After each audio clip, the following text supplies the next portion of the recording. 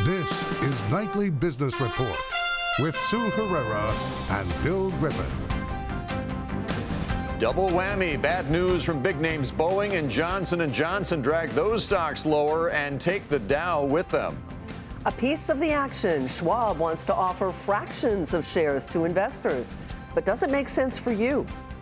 And the hunt for yield. This week's Market Monitor has a trio of names he thinks will do well for investors in a low interest rate world. Those stories and much more tonight on Nightly Business Report for Friday, October 18th. Good evening, everyone, and welcome. Call it a Dow downer. Stocks sold off today after negative news from a pair of Dow components dragged things lower. The losses on the Dow were triggered by and comprised mostly of Boeing and Johnson & Johnson. First, the final numbers. The Dow lost 255 points to 26,770. The Nasdaq dropped 67. Netflix was a big loser there. And the S&P 500 dropped 11. J&J dropped 6% after the company recalled a single lot of baby powder after an FDA test found traces of asbestos. And then the one that really got things going south, that was Boeing. It fell about 7% after Reuters reported employee messages suggested the company misled the FAA about its grounded 737 MAX. Phil LeBeau has been on the story for us. Good evening, Phil, and what exactly happened here? So we're talking about the former chief technical pilot at Boeing and some emails, which we have copies of, as well as some instant messages, which we also have copies of. Both of those sent by the FAA over to congressional committees that are looking into the 737 MAX. We're not going to read all of them, but in November of 2016, there are two instant messages that certainly raises eyebrows on Capitol Hill in terms of what the former chief technical pilot had to say. He writes to a coworker, "Oh, shocker alert, MCAS." And remember, MCAS is the flight control system at the heart of the issues with the 737 MAX.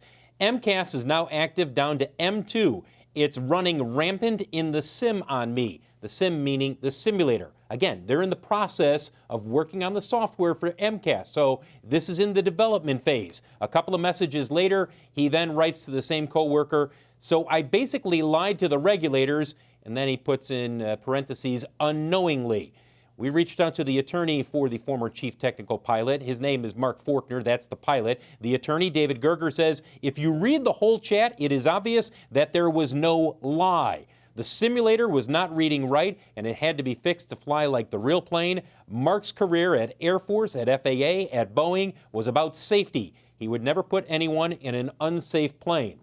All of this comes just a couple of weeks before Dennis Muhlenberg, CEO of Boeing, will be testifying on Capitol Hill, first in front of a Senate committee, then in front of a House committee. And guys, you can bet these messages, these emails, he will be asked about those. But what the FAA is upset about, Phil, is that Boeing apparently uncovered these messages months ago and only gave them to the FAA yesterday.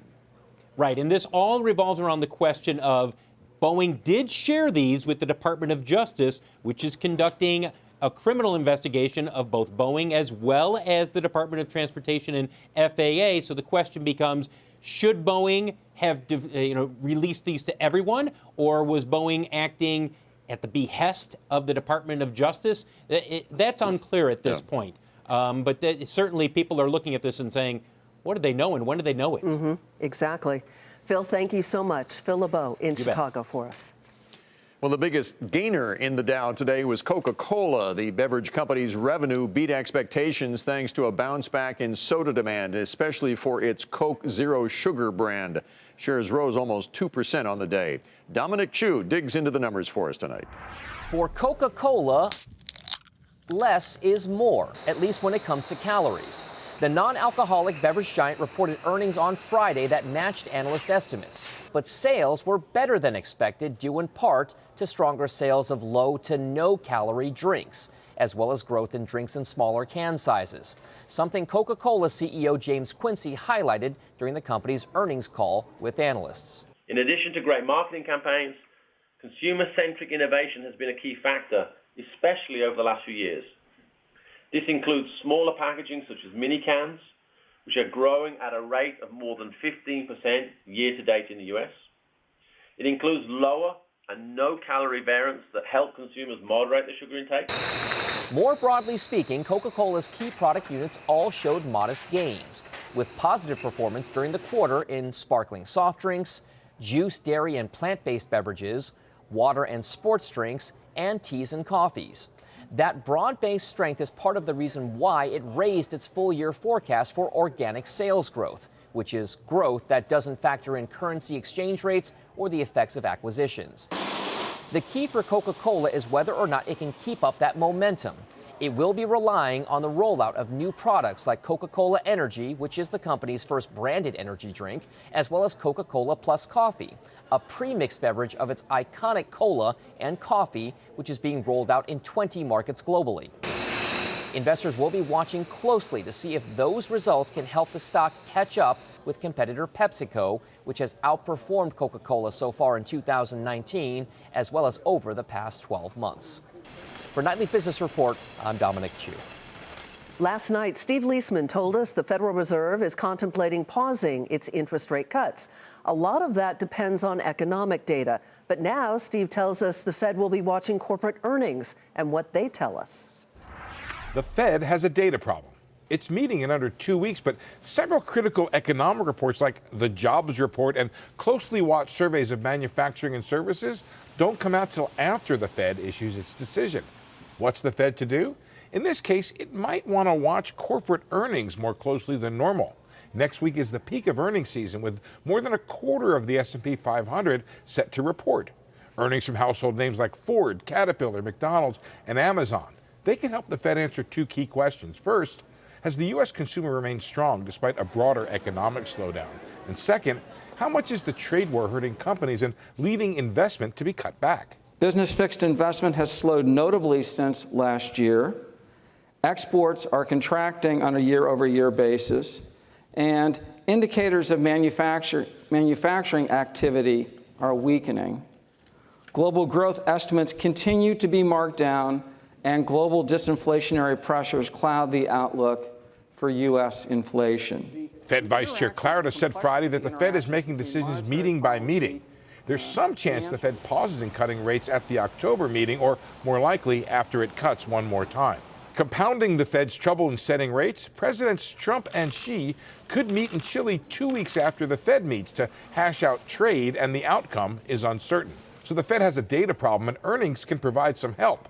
But there's no help in figuring out what the two presidents will decide on trade, and that's arguably the most critical issue affecting the outlook and where the Fed should set rates. For Nightly Business Report, I'm Steve Leisman.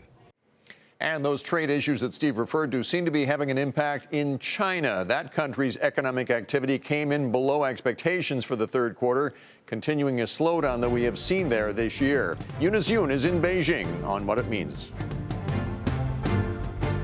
Prepare for Chinese policymakers to roll out more stimulus and to do it soon. Third quarter GDP missed at 6%, and that's because of weak demand overseas and at home. The trade war is also weighing on factory output. September's data showed a rebound, but sluggish demand and uncertainty over the trade deal threatened the outlook. Even the Statistics Bureau sounded gloomy, saying China faced a big downward pressure, a complex, serious situation, and a rise in external uncertainties. The Bureau said China planned to front-load special local government bonds earmarked for 2020 to this year to keep China's economy steady in the fourth quarter. Despite the weak data, China looks less willing to make concessions on a trade deal. Sources close to the trade talks told me the phase one could include changes to IPR and the financial sector, since the Chinese see these reforms as an extension to existing Chinese policy. But officials are resistant to committing to specific targets on agricultural purchases or touching subsidies, an important U.S. demand. Separately, Apple CEO Tim Cook is in town. Cook was featured on state TV today, attending a Tsinghua University event with Vice President Wang Qishan. Cook is a board member and frequently comes to China for the school's events. He also met with the chief of the market regulator, where the regulator said the two discussed expanding investment in China. The visit comes about a week after Apple was criticized by state media for an app that allows Hong Kong protesters to track police. Apple has pulled the app. For Nightly Business Report, I'm Eunice Yoon in Beijing. On another trade front, tariffs on European goods went into effect today, and one sector bracing for impact imported specialty foods. And as Rahel Solomon tells us, shoppers here could see their grocery bills go up just in time for the holidays. Starting today, your favorite premium food items such as French wines and Italian cheeses could come at, well, an additional premium. Among them, European produce like Sicilian clementines, Spanish olive oil, and Scottish cookies. This isn't just gourmet food that is expensive and is appealing to only a small group of, the one percenters. This is mainstream food. The tariffs are 10% for European planes and 25% for agricultural goods. It follows a decision in early October when the World Trade Organization granted the U.S. permission to tax annually $7.5 billion worth of European goods. This is after it found that the European Union had provided illegal subsidies to European plane maker Airbus. The tariff now forcing gourmet grocers to question how much of that they can absorb and how much they may need to pass on to the consumer. We're going to have to take a real hard look at all the items and take it on a cost-by-cost basis. We're hopeful again that the suppliers and distributors and all those guys are going to help pull back a little bit of their margins. For customers here at King's Food Market in New Jersey, the reaction is mixed. Some say they would be willing to pay 25% more for their favorite imported robiola, which for this would be about an additional $3. Others say not so much, and they'd probably purchase their favorite imported products a little less often. Depending on the occasion, and but yeah, maybe not as often. Probably would, because that's what I kind of like, and maybe we save someplace else. I probably would pay a little more, but not a lot more. In a statement, U.S. Trade Representative Robert Lighthizer said, for years, Europe has been providing massive subsidies to Airbus that have seriously injured the U.S. aerospace industry and our workers. Later adding, we expect to enter into negotiations with the European Union aimed at resolving this issue in a way that will benefit American workers. But until such agreement is reached, the tariffs are likely to remain. For its part, Airbus claims the U.S. also provides subsidies to Boeing. It too has lodged a complaint with the WTO, which says it hopes to rule on that early next year. The EU has also said it's prepared to slap its own retaliatory tariffs on American goods. No timeline on that. For Nightly Business Report, I'm Rahel Solomon in Cresskill, New Jersey. Charles Schwab announced this week that it's going to allow its customers to buy and sell fractions of shares, a strategy designed to attract younger investors who are more familiar with stocks like Apple or Amazon or Chipotle that have high prices. Joining us to talk about what this means for individual investors and for the brokerage industry, Andrews Jones is the co-founder and CEO of the financial planning firm Facet Wealth. Andrews, thanks for joining us tonight. Hey, Bill, great to be here. Thank you. You're not a fan of this for individual investors. Why? So I think it's an interesting innovation for an investment product. It is kind of cool for people to be able to own a share or part of a share of a company like Berkshire Hathaway, which is largely inaccessible to most Americans. But by and large, the vast majority of consumers really need a diversified portfolio, and they shouldn't have a concentration in any one particular equity. And so I think it's an interesting move by Schwab, but I think it's largely meaningless for the vast majority of consumers. Also, I think there's another point which is important to make, which is that it's possible to have this sort of fractional exposure currently through exchange-traded funds. Right. And so that sort of mechanism already exists. You know, there are those also who are critical of this type of a move because they say it encourages investors who should be long-term invested to buy and sell shares. And it's, even the pros have a hard time finding the right in point and the right out point, and it could actually be detrimental to their financial health. Yeah, I mean, I think that for, again, the vast majority of consumers, it really needs to start with thinking about your long-term financial goals and taking a more planning-centric approach, and then figuring out the investments that make sense. And so, again, for most folks, day trading or trading in and out of equities in a short-term time horizon is really not supportive of their longer-term goals. So again, I always think that consumers should come back to planning first and then figure out what investments make sense in order to support the long-term plan. But to be fair, Charles Schwab is saying what they're trying to do is broaden the net to reach those people who would otherwise not feel like they could afford to invest in companies that they're familiar with, as I said before, like an Amazon or, any of the FANG stocks that are out there, that they use their products, they want to buy those stocks. What about that? Yeah, I mean, I think that's a fair sort of marketing approach. I would, again, go back to the argument that you already have exposure to those stocks through ETFs. It's not the same as logging into your Schwab account and seeing the Apple ticker symbol there in your portfolio, but, you can have a broadly diversified portfolio and still have access to all those stocks. Understood. Anders Jones with Facet Wealth. Again, thanks for joining us tonight. Thank you. Some sad news from the business world tonight. Oracle's co-CEO Mark Hurd has died. He went on medical leave 5 weeks ago due to unspecified health reasons. Hurd was also CEO at Hewlett-Packard from 2005 to 2010. His tenure there was defined by a stock price that doubled, but also several scandals. Prior to HP, he was the CEO of ATM and cash register company NCR. Hurd became co-CEO at Oracle in 2014, where he revamped Oracle's sales force for the cloud era and became Oracle's most visible leader. Mark Hurd was 62.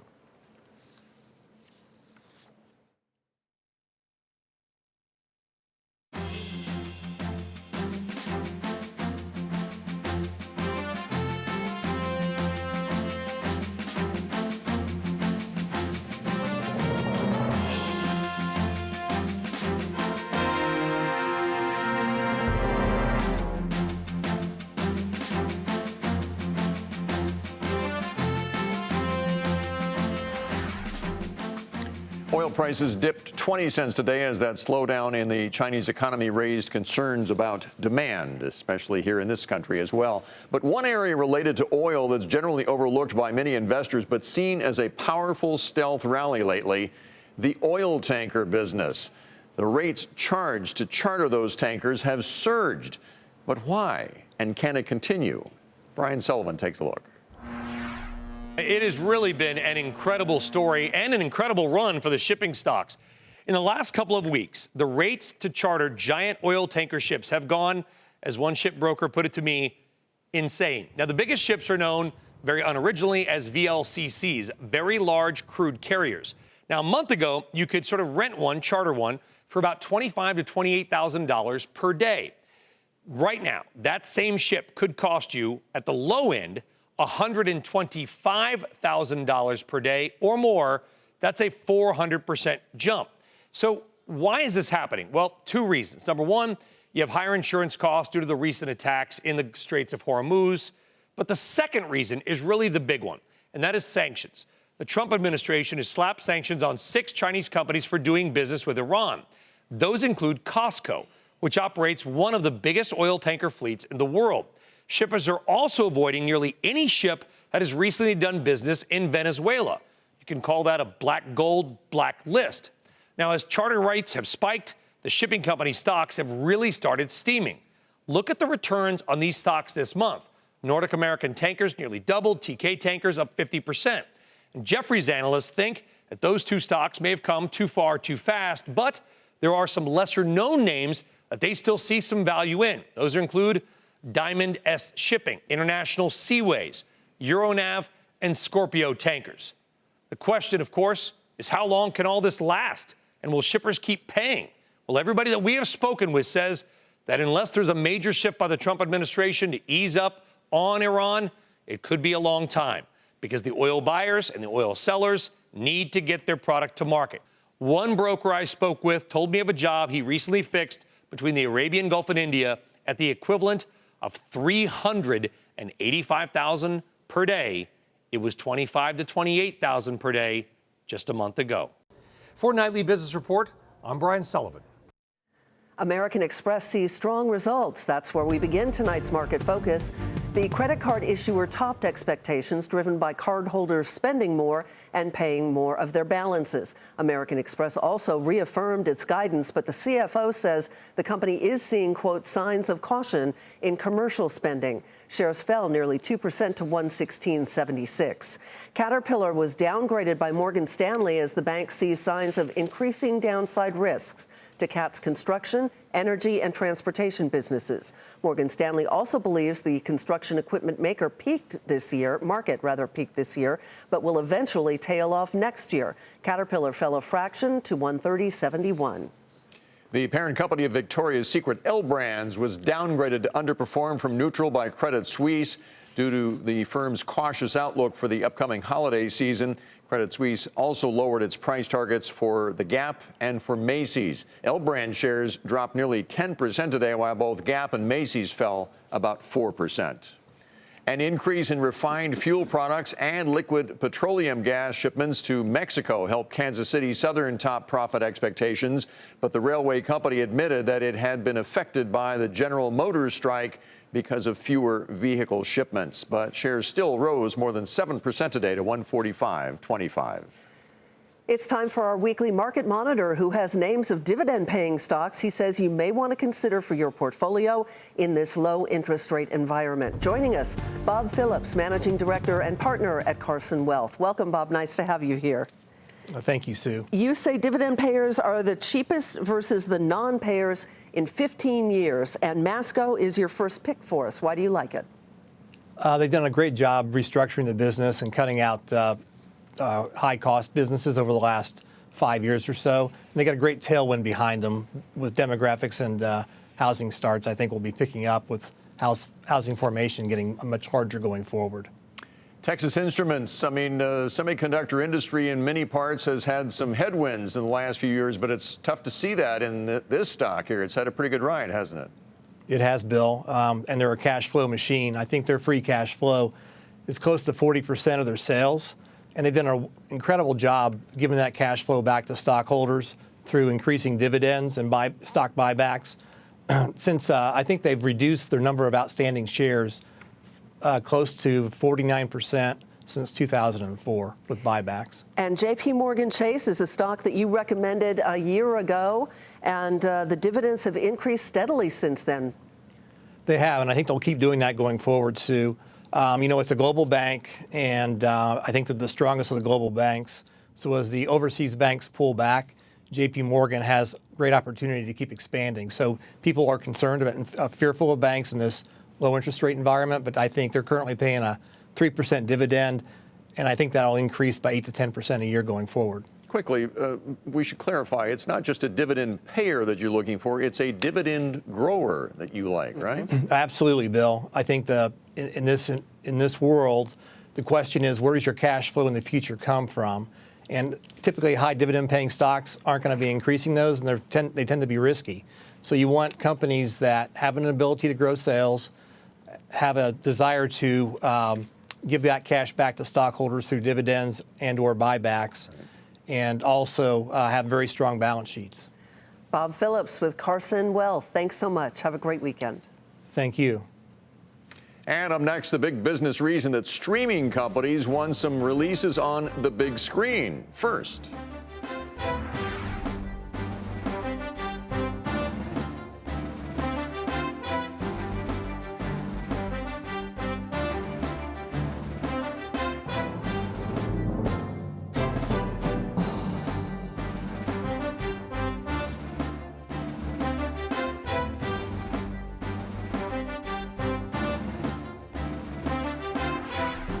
And finally tonight, another first for Apple. The company is releasing a movie in theaters today, 2 weeks before it's available on its streaming service. But Apple isn't alone. Julia Borston tells us why the battle for streaming is starting in the theaters. Here you are, enjoy. Movie theaters are the new battleground for the streaming giants to draw subscribers and content creators, because you need to put movies on the big screen to qualify for awards. Apple's nature documentary Elephant Queen opens today in 10 cities in the U.S. and U.K. before it's included in Apple TV Plus's November 1st launch. The film drawing rave reviews, which Apple is sure to highlight in its promotion of its new service. This is one of 3 Apple releases this fall, followed by indie feature Hala in November and crime drama The Banker in December.